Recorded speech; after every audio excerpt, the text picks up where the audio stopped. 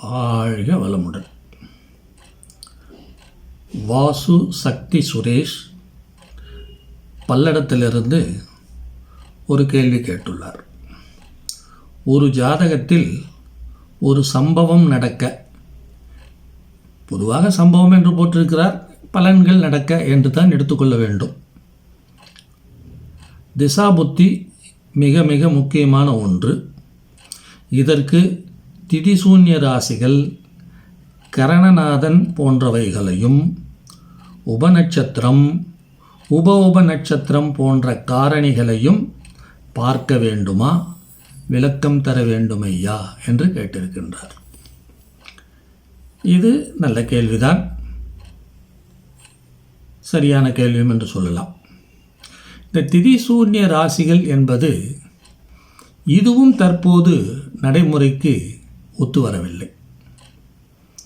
திதிசூன்ய ராசியில் இருக்கக்கூடிய கிரகங்கள் நல்ல பலனை செய்திருப்பதை நான் பார்த்திருக்கிறேன். அது ஆதிபத்தியத்து சிறப்பு, அந்த கிரகம் பெற்ற பலம், சாரபலம், திக்பலம், திருஷ்டி பலம், நைசர்கிக பலம், இவற்றின் அடிப்படையிலே நல்ல பலன்களை செய்திருக்கின்றது.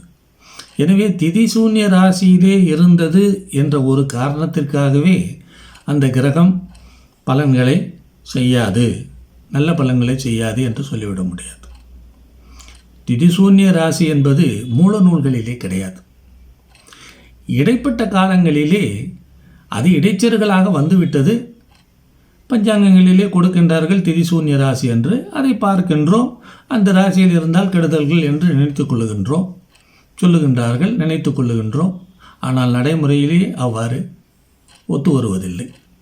ஆகையினால் திதிசூன்ய ராசி, திதிசூன்யம் என்பதற்கு முக்கியத்துவம் கொடுக்க வேண்டிய அவசியம் இல்லை.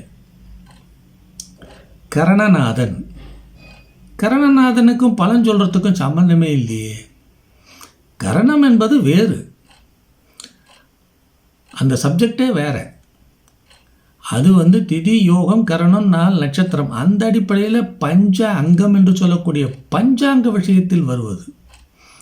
அது தசா பலன்களை நிர்ணயம் செய்வதற்கு, ஜாதக பலன்களை நிர்ணயம் செய்வதற்கு அது தேவையில்லை. ஆகையினால் கரணநாதன் இங்கு எந்த வகையிலேயுமே பயன்படாது. கரணநாதன் என்பது எதை குறிக்கிறது என்றால், அந்த கரணத்திற்கு உரிய அந்த மிருகங்களைத்தான் குறிப்பிடும். அது இந்த பலன்கள் விஷயத்திலே கரணத்தை சேர்க்க வேண்டிய அவசியமே இல்லை என்பது என்னுடைய அபிப்பிராயம். உபநட்சத்திரம், உப நட்சத்திரம் போன்ற காரணிகள் அப்படிங்கிறார். இது கேபி சிஸ்டம். முழுமையாக உபநட்சத்திரம் என்பதும் உப நட்சத்திரம் என்பதும் கேபி சிஸ்டம். அப்போ கேபி சிஸ்டத்தை ஃபாலோ செய்கின்றவர்கள் மட்டும்தான் இதை பயன்படுத்துவார்கள். அதை பயன்படுத்தாதவர்கள் இதை எடுத்துக்கொள்வதில்லை. என்னை பொறுத்தவரையிலும் நான் இந்த கேபி சிஸ்டத்தை ஃபாலோ செய்யவில்லை. நான் பராசர முறையைத்தான் ஃபாலோ செய்கின்றேன். அதிலே இந்த உபநட்சத்திரம், உப நட்சத்திரம் என்பது இல்லை. ஆகவே இதை நான் நடைமுறைக்கு எடுத்துக்கொள்ளவில்லை என்பதனால் இதை பற்றி நான் சொல்வதற்கு ஒன்றுமில்லை. இருப்பினும் 1984 நான் கேபியை படித்தேன். கேபியை படித்துவிட்டு முழுமையாக படித்தேன். பாடங்கள் எல்லாம் வைத்திருக்கிறேன், இன்னும் பாடங்கள் வைத்திருக்கிறேன். இத்தனை வருடங்கள் கழித்தும் அந்த பாடங்கள்லாம் இருக்குது, எங்கேயோ இருக்குது, ஆனால் பத்திரமா வச்சுருக்கேன். அந்த பாடங்கள் மூலமாக நான் பார்த்தது என்னவென்றால், இந்த கேபி சிஸ்டம் முறை எனக்கு ஏற்புடையதாக இல்லை என்ற அடிப்படையிலே நான் அதை தொடர்ந்து பயன்படுத்துவதில்லை. ஆயினும் அதிலே நான் ஒரே ஒரு விஷயத்தை மட்டும் கண்டுபிடித்தேன். என்னவென்றால், இந்த உப நட்சத்திரம் என்று சொல்லக்கூடியதை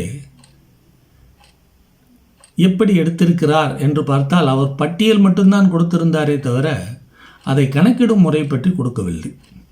இந்த உபநட்சத்திரம் ஏதேனும் ஒரு வகையிலே பயன்படுமா என்று சற்று கூர்ந்து ஆய்வு செய்யும் பொழுது இது ஒரு தசாவை கட்டுப்படுத்தக்கூடிய சக்தி இந்த உபநட்சத்திரத்திற்கு இருப்பதாக புலப்பட்டது.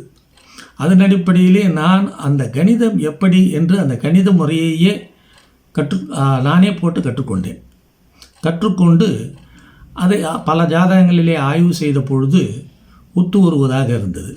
அதை உபநட்சத்திரம் என்று அவர் கொடுத்திருக்கிறார். ஆனால் நான் அதை துணை நட்சத்திர அதிபதி என்று எடுத்துக்கொண்டேன். அந்த துணை நட்சத்திர அதிபதி பற்றி என்னுடைய ஜோதிட ரகசியம் புத்தகத்திலே எப்படி அதை கணக்கிடுவது என்ற முறையையும் விளக்கி அது எந்த அளவுக்கு உபயோகப்படும் என்பதை பற்றியும் அந்த புத்தகத்திலே தெளிவாக விளக்கி இருக்கின்றேன். ஆகவே இவர் மேலும் அதை பற்றி தெரிந்து கொள்ள வேண்டும் என்று விரும்பினால் என்னுடைய ஜோதிட ரகசியம் புத்தகத்தை வாங்கி அதை நன்கு பல முறை படித்தால் அவருக்கு இதை பற்றிய விளக்கம் தெளிவாக வரும்.